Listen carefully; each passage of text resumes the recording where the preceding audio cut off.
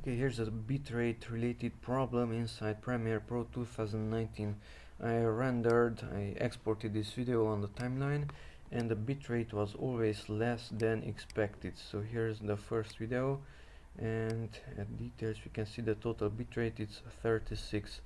But the problem is that in Premiere I set it to 100 megabits, and it was less in the final video.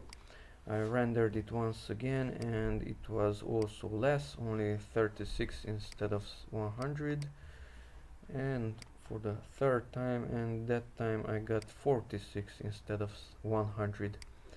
Okay, so how I solved it, because somehow I managed to solve the problem. 100 megabits.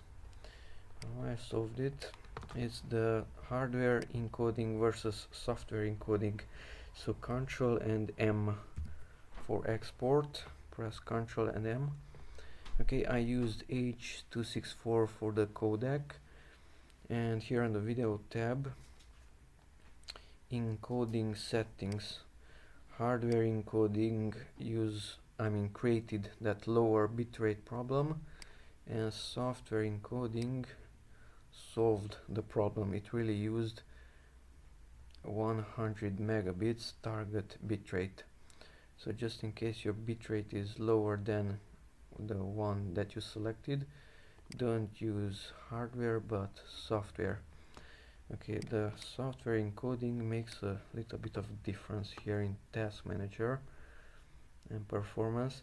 So hardware encoding uses, on this laptop at least, 30% CPU and 99% GPU, and software encoding uses around 70% CPU and 99 GPU.